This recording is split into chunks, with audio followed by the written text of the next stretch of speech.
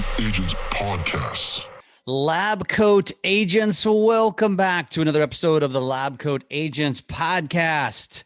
And today we're going to go deep on something that we don't typically talk about, especially not on this podcast, especially not in real estate. I feel like this is a topic that most agents actually hide from. And our guest today is going to help us all understand how it applies to our business.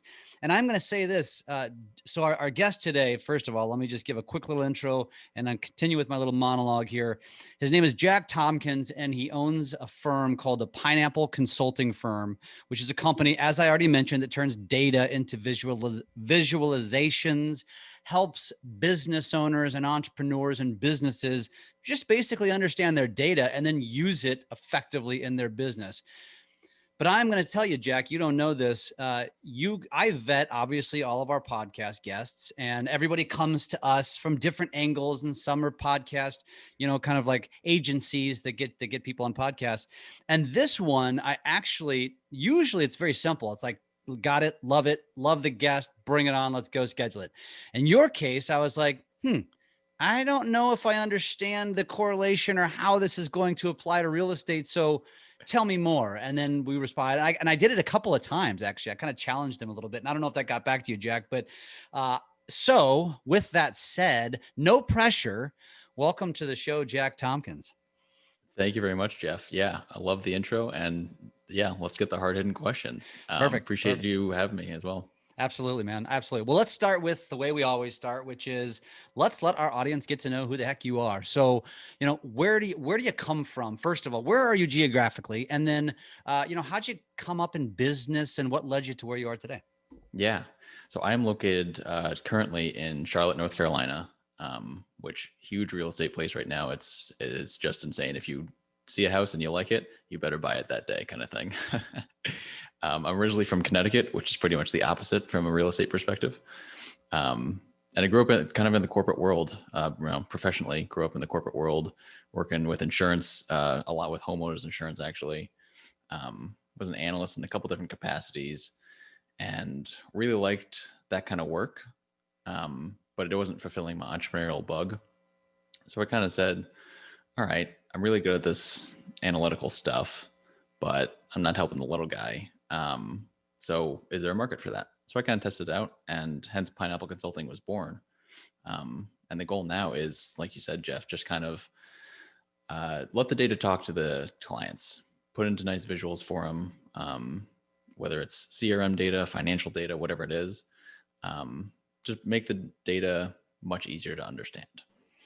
So before we get into the most logical question that I'm going to ask, okay, how does this apply? Let's backtrack a little bit. So you had corporate upbringing and just business in general. I know I had read that you were in insurance, I believe, at one time. So tell us a little bit more about your background, so we have a little bit of context. Sure. Yeah. So it was a company called the Hartford Insurance, if anybody's familiar.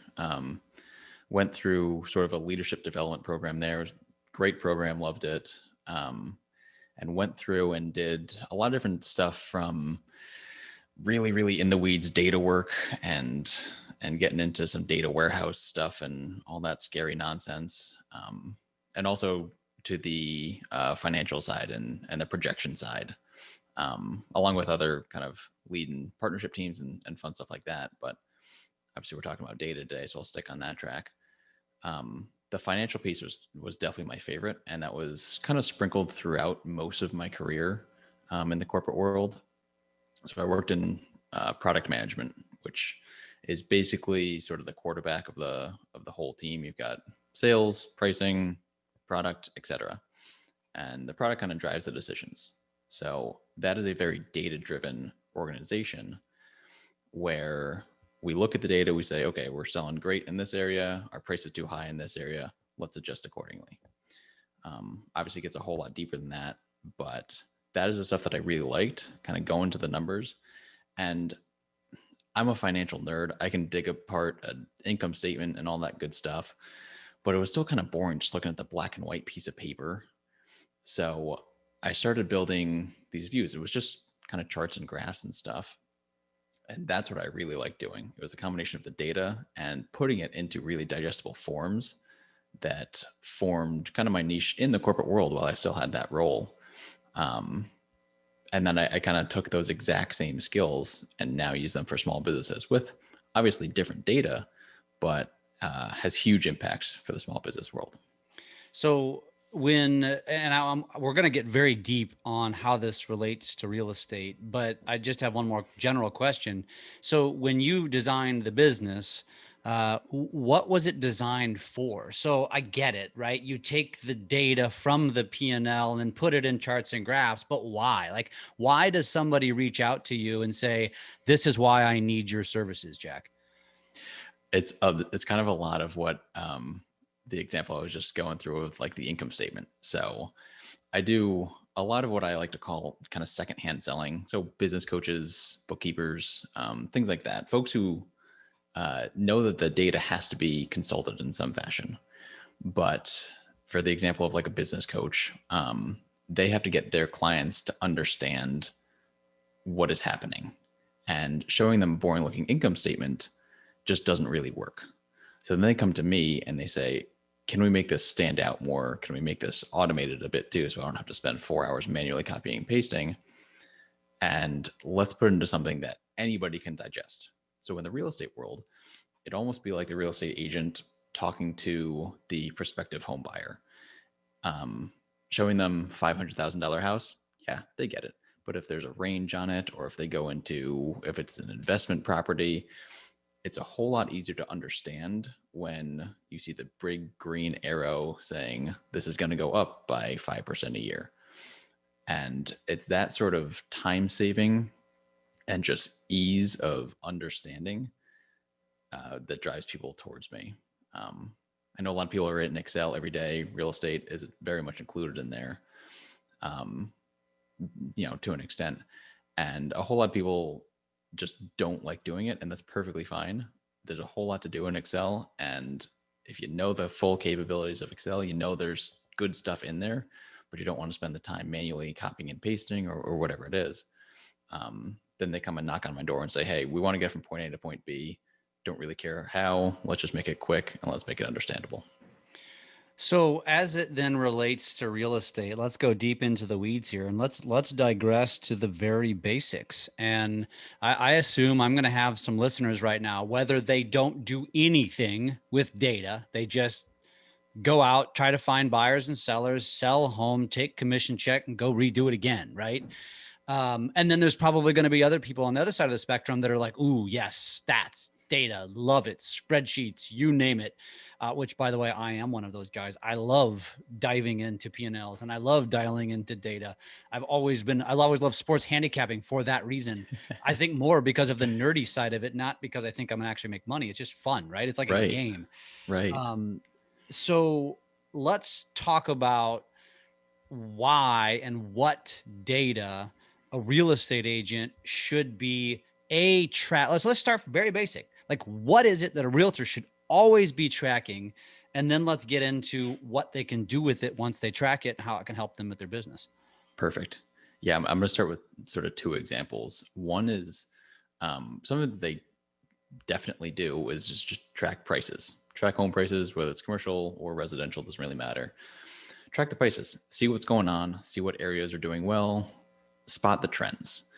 And that is a big thing that is universal, using the data to spot trends. So if you are in a certain county, a certain street, doesn't matter, and you see prices are going up ever so slightly, is that a trend? Is that something worth diving into and paying attention to?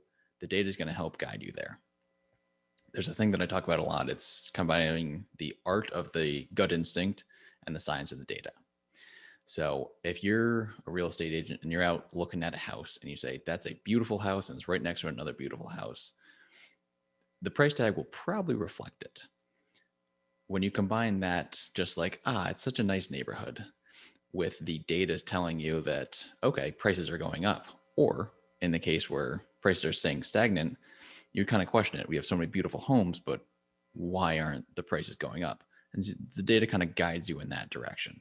So that's number one. Just kind of track the prices and use your gut instinct along with it. It's not one or the other. It's absolutely a combination. The second thing I would mention from a data perspective is using customer relationship managements and CRMs. I talked to a real estate agent who's a commercial real estate agent, and I think he had 5 or 6 different CRMs. And I know that's not totally crazy because I know a lot of different agents have a lot of different leads come from a lot of different areas. Getting all of that data into one place makes your life so much easier. And there's a bit of automation in there, but we don't have to go down that track if we don't want to. Having data in a bunch of different areas is okay. Having it in one area is very, very nice, very easy, very helpful. So that's the big two I would put out there. Okay. Well, then let's go down the rabbit hole of each one. Perfect. And so let's talk about when it comes to tracking prices and spotting trends. So logically, right? Of course, you're going to study these, these CMAs, and you're going to study the reports so you can be the authority to your potential client.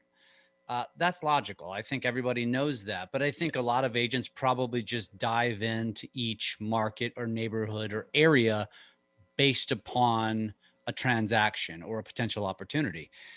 So what would somebody like you? So let's just say an agent says, all right, I'm intrigued, but what am I going to do differently with you versus what I'm already doing? Right. Well, so there's 2 pieces there, I think. One is this is an area where you might not necessarily need somebody like me, which is great because real estate is one of those industries where there are so many good tools out there that do a lot of the work for you. You just have to kind of acknowledge it. So they do a lot of the tools, like I said, kind of do what I do. So it's putting it into that easy format. Why should they pay attention to it? Well, aside from the obvious logical things you were just mentioning, Jeff, it's a very nice visual for a prospective buyer as well. So again, I'll go back to here. This home is $500,000. And if you show that the 3 streets around it have all shown increases of 9-10%, that's great. And you show the trend over time, and you show the expected trend in the future, whether they want to use it as an investment or not. I think in a lot of cases, most people do view real estate as an investment, whether it's just a home or sort of shuffling assets from the bank account to the house, if you will. Showing that projection of where this property could go, it's a really nice thing for people to grab onto and get hooked. And if you're the agent that brings them that, it's, oh, geez, this is so nice. Like I had all those numbers floating in my head, but seeing it makes it so much easier. So what does that mean? And I get it. We're not, this is audio typically with a podcast. You can't show them examples. So try to explain to them what that means versus just getting a chart from their MLS showing sales, right? So what does it look like? So it looks like it's a good point with the chart from the MLS. Let's use that example.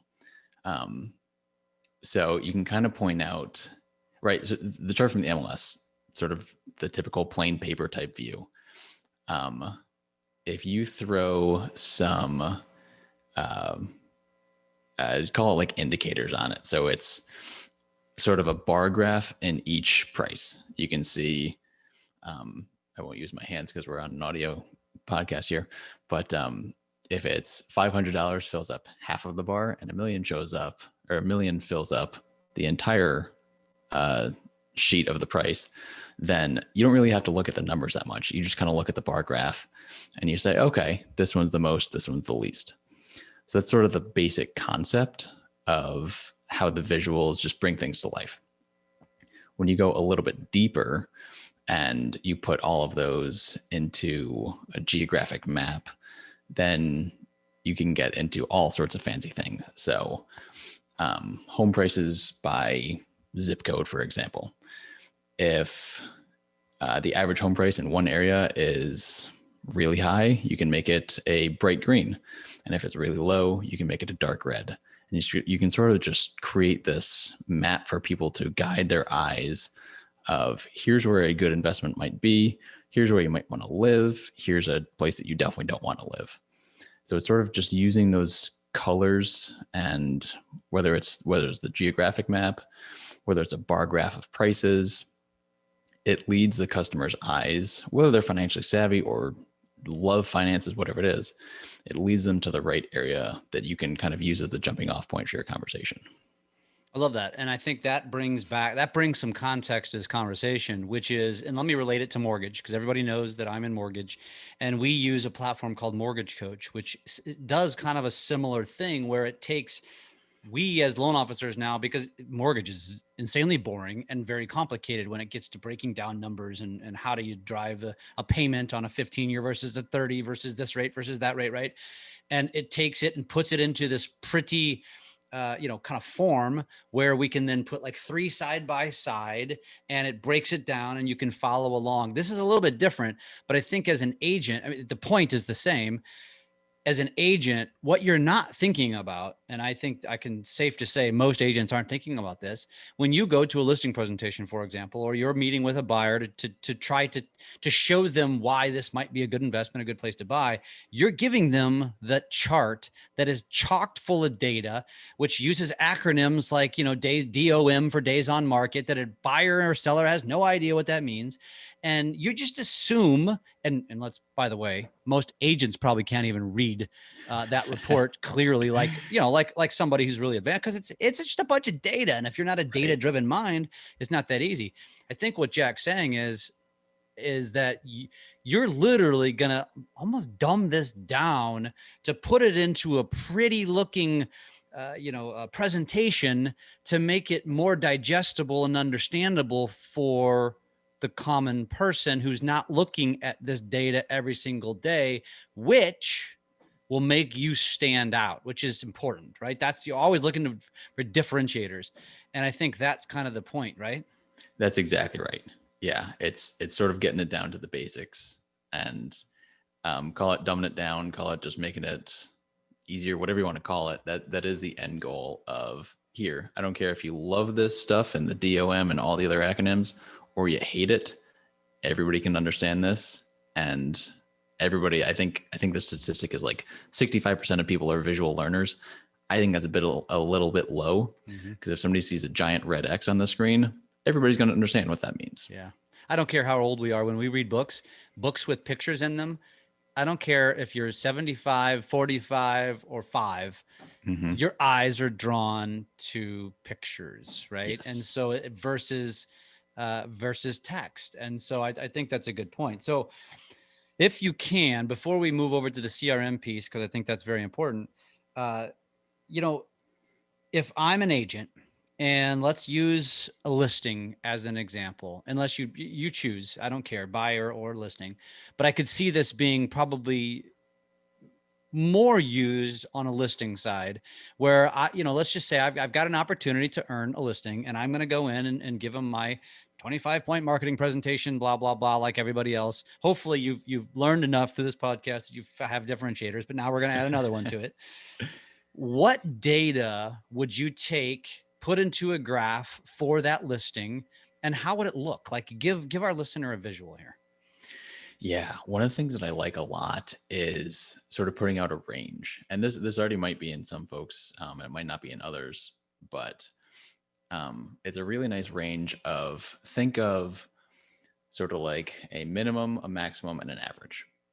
And in between the minimum and maximum, there's a nice little, call it like a transparent blue bar, with the middle being the average, and it's this nice black line. So with the listing example, you can have that visual of, okay, here is my sort of expected range. There's no way I'm going below the minimum. There's no way I'm going above the maximum. I can expect something around the average. All that is very logical and definitely things that people think about. But as you put that into that bar with the black line in the middle, it just kind of sums everything up. So that's one I would give with the give the range. Another one I would say, so in other words, on that first example, to to show to a potential seller, because everybody thinks their house is worth the most, right? Right. So in other words, it's to give them that visual to show them that, listen, if we go above this, the odds of us selling are very, very slim. It's just to give them a visual of where the price point should be to hopefully help channel them into that price range, right? Right. I like Exactly. Yeah. Okay. And again, it's something that people think about. And to your point, Jeff, everybody knows that, or everybody thinks that my house is worth the best on the lot kind of thing. But there's something that really sets it in and makes that conversation easier for you as the listing agent. Look, here's the realistic range that we're dealing with. Let's stick within the blue bar. So that's definitely one I would use. Another one would be, this could be a variety of different visuals, but it's sort of the projection. And it's really nice to say this is going to grow 9% a year, right? In Charlotte, where I am, I have a few friends that are averaging about 9% a year, which is awesome.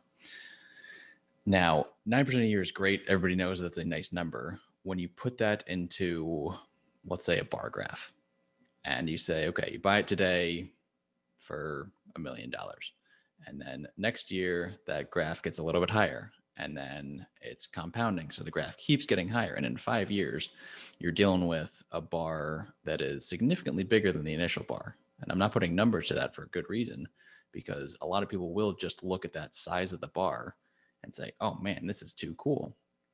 Then you can put the actual quantities on it and sort of have that sink in a little bit more of, you're going to pocket an extra, I don't know what 9% over 5 years would be, but that would be the value of your investment today. The numbers associating with the bar graph, it ties it nicely together. So that's another one that I would put in there, of just showing that generic increasing line gets a lot of people excited, and it's something that's very familiar to people, so people are going to latch onto it. I love it. I love it. And I want to get to this at some point, but first I want to get into the CRM piece of it. But I want to kind of just ask, like, with everything that you're discussing here, and like I said, we actually do subscribe to a platform. It's called Mortgage Coach on the mortgage side. But it does this for you. In other words, you enter the data, it spits it out into this pretty, much more visually stimulating piece that makes it easier to, it makes it easier to understand for the borrower, right? Right. Does the Pineapple Consulting firm, does the platform, or do you have, like a service or something that where it works like that, where you subscribe to something, you put the data in and it spits it out into a pretty graph? Is that? That's exactly right. Yeah. Awesome. Well, I would say, I want to get to it, but I want yeah. to talk about the CRM piece first, because I think that's very important. I mean, I think that's another piece of the real estate world that, you're all grabbing the MLS data and just showing up and going through it with your buyer or seller, and they're confused. They trust you, but they're confused. It would only help your cause if you had something more visually stimulating. But when it comes to a CRM, I think we're probably talking more about for them, right? Yes. Like, how do you use first of all, do you have the CRM? Okay. That's problem or proposition number one. Number two, are you using the CRM? Another big question. So tell our audience, like, how this applies now to operating in your CRM. Yeah. So the reason I gave the CRM versus the first example is you have the one internal, the one external, as I like to call it. So to your point, Jeff, the one that's for you as the agent. So this is where you're dealing with, everybody's got a whole bunch of leads, right? That's not the hard part. The conversions is obviously the hard part. So putting the data from the CRM into something visual, and this doesn't even have to be bar graphs or things like that. You could simply make it red, yellow, green. And we'll start kind of basic in this rabbit hole that we're going down, is the red, yellow, green. This one is unlikely to join on, so it's red. This one could be, so it's yellow. This one's green. I need to focus on it. Something as basic as that is going to help you with your day-to-day, because you got a million things to do. You got people to call, you got houses to see. If you could just take 5 seconds, look and say, okay, boom, these 10 people are green, contacted, need to contact. Okay, good. That's a really nice thing that's going to save you a whole bunch of time instead of searching through and sorting it alphabetically and then trying to remember their name and all this other stuff. Let's just call it red, yellow, green, need to talk to. Okay, perfect. So it's almost like an ABC, right? Yeah. Got it. All right, perfect. Carry on. So that's number one. Now you could go sort of one step deeper, and you'll notice we're not really dealing with crazy data here, even in the other example too. This is all data that you probably have at the ready. It's just putting it in a nice format. Mm-hmm. So you've got the red, yellow, green. Now you can go one layer deeper. When was the last time you contacted them? Maybe you want to contact them every day, every week, every month, whatever the right cadence is for that client. You can just mark that down. You could do a drop down. You could write down 30 days, whatever it is. And if you're close to hitting that mark, maybe you get some sort of warning there. So you got somebody who's in the green, right? Probably going to convert, or at least want them to convert. And they're coming up, it's day 28 and you're trying to contact them every 30 days, whatever the right numbers are. That can be an indicator that you can flash up. You can say, all right, if I'm less than a week away from when I want to contact them next and I still haven't contacted them, it's time to prioritize that. So make some sort of indicator there. And that could be just red flashing light, whatever it is. A lot of this is dealing, if you download the data into Excel, you could do this with a lot of different CRMs out there. I know there's a million for the real estate specifically. All of them have some sort of function where it'll bring your attention to what you want, or to that prospect that you want to contact or need to contact.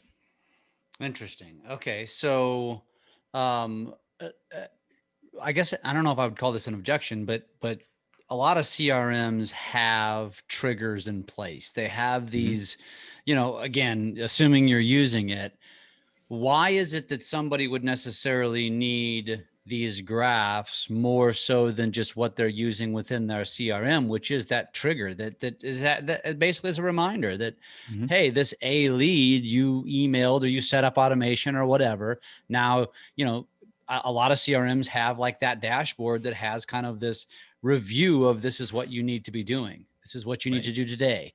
How does what you're suggesting either complement it, or how does it replace it, or what are you suggesting?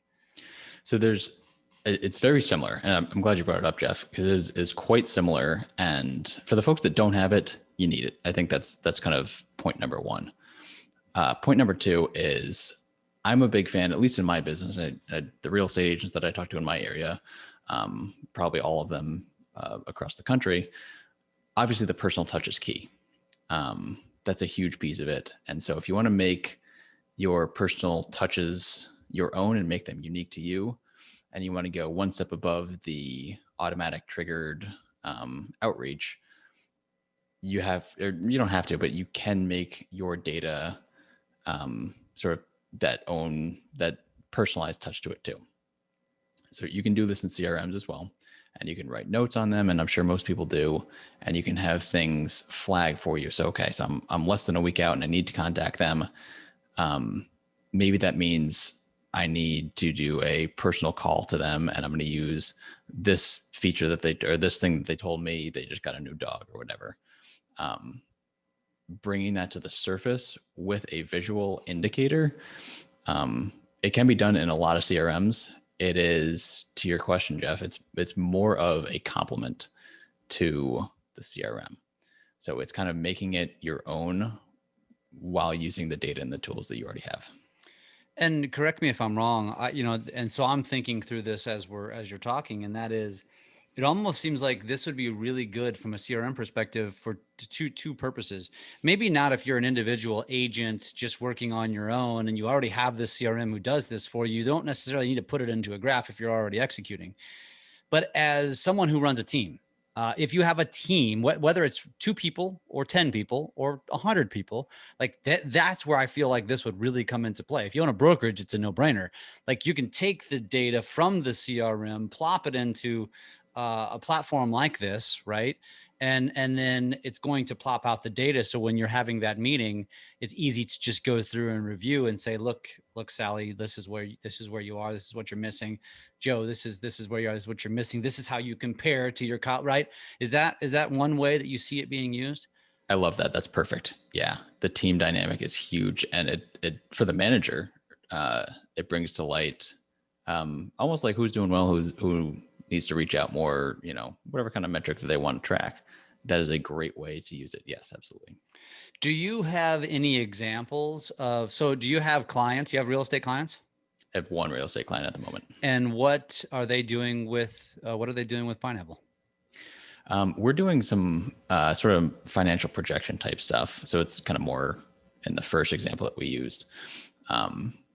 And we're going into, so obviously he's got a whole bunch of software. He wants some customized sort of metrics that he wants to follow. And it's a bit more than just what is the price in this area. It gets a little bit deeper into what is, he's a math guy. So we get into things like GDP, local GDP, and how is that growing? How does real estate compare to that? He's trying to make things kind of be more digestible as an investment as he presents it to his prospective clients. So is this particular person a individual agent? Do they own a brokerage? Just an individual, yeah. And so correct me if I'm wrong here, but are they looking to, it sounds to me like he is presenting or he's trying to create data to investors. Is that Yes. is that his target? Yes. Interesting. Okay. Well, it's a good way to look at it. Yeah, it's kind of neat. And we're putting stuff into a software called Tableau, which is a data visualization tool. Some people call it like Excel on steroids. Not quite accurate, but for lack of a better phrase, it works. And it's putting everything into this very investor-centric dashboard. It's pretty neat. Awesome. So is it something that like when somebody comes to you with this idea, like this particular gentleman did, you build it kind of from scratch based around what they want? Or do you take something that you already have and say, oh yeah, we have that already. This is great. This is where we'll plug it in. It's much more option one. They come to me with the idea and I mold it to their custom specs. Interesting. Yeah. So I mean, that's perfect segue into that conversation. So I don't even know of anything that exists like this, and maybe you do, in the real estate world that allows an agent outside of what the CRMs do for them, the dashboards in the CRMs, which may be perfectly sufficient. I think this is kind of like next level stuff on the data on the CRM side. I think when it comes to the tracking of the prices and the listing presentations, that's a whole nother conversation. And I think that's just an overachieving conversation of, do I want to be different? Right. But tell us about the platform now. Tell us about the software, what is it? And what does it do? And how would I take it now and use it? So my stuff generally is there's no super secret software or secret sauce or anything like that. I use Excel a lot.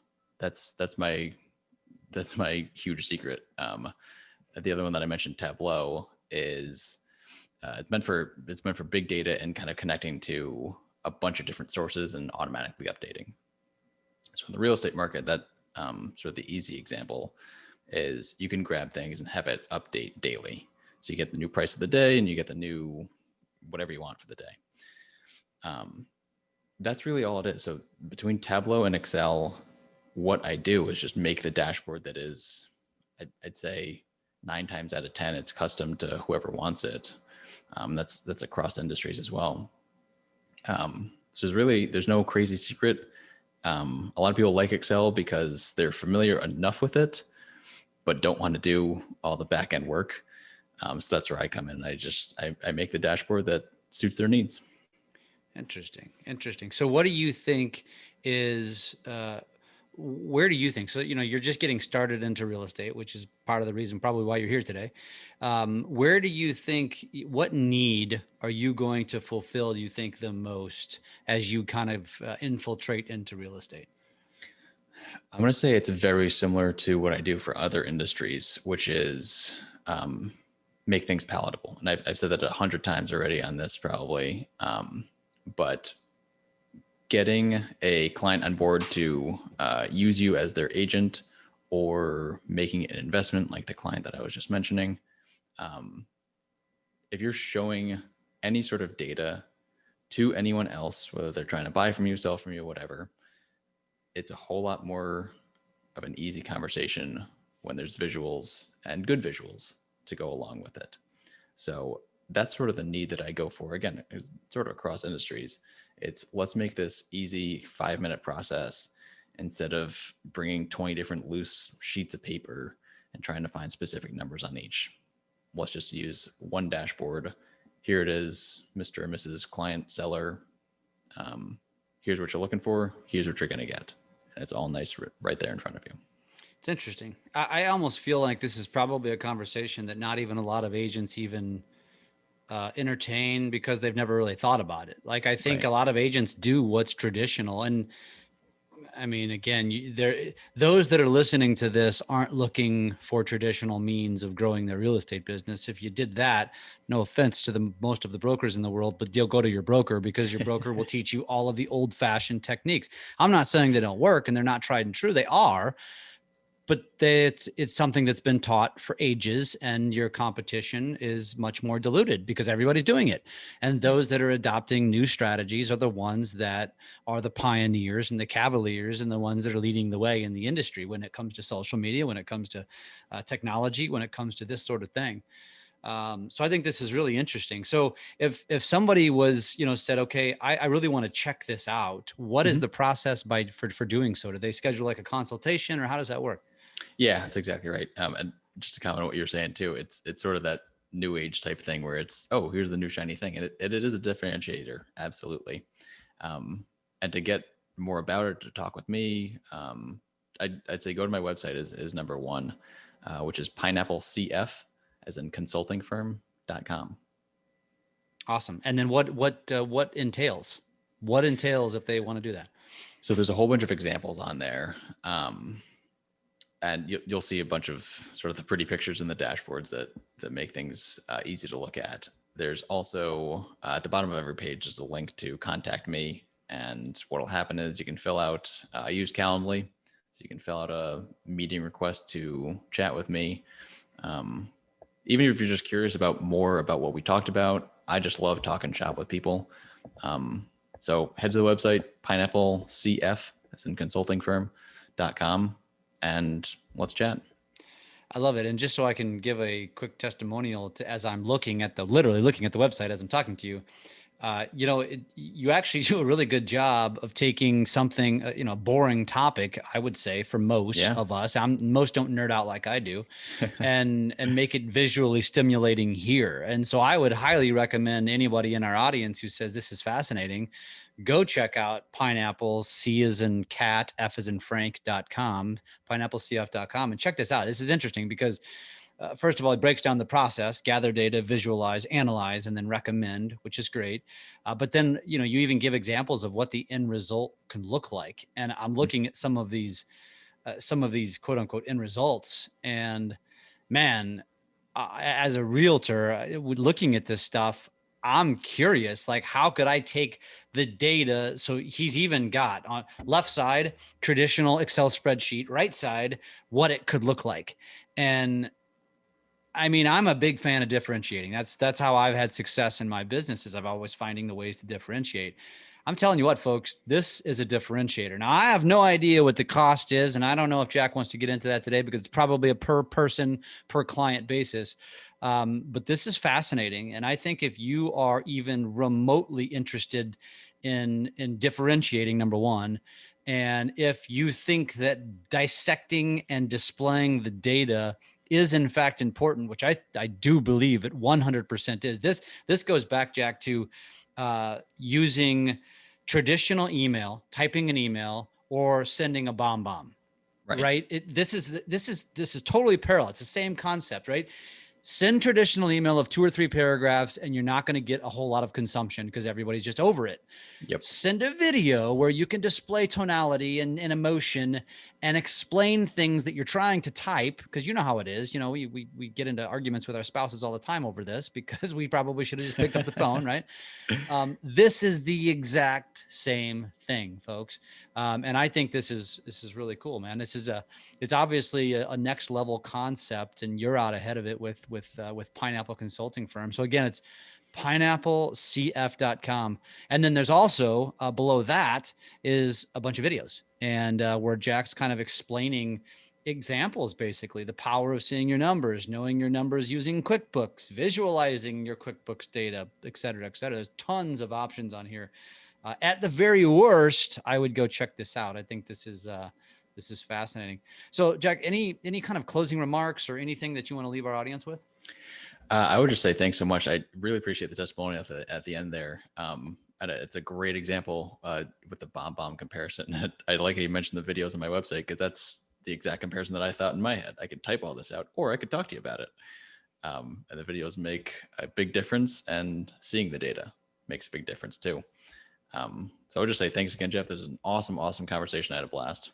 Awesome, brother. I appreciate you as well. So again, Pineapple Consulting Firm, the website is pineapplecf.com. From there, you can check out all kinds of stuff. You can schedule a call with Jack. He's got his email on there. There's a phone number on there. There's FAQs on there. There's pretty much anything and everything you could possibly want. It's a good website. And it's a pineapple on a beach. So that's pretty visually stimulating. That's smart. I get it. I get the play there. I like that. Yep.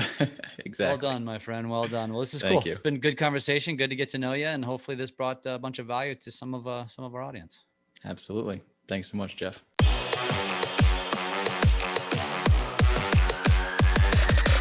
Lab Coat Agents Podcast.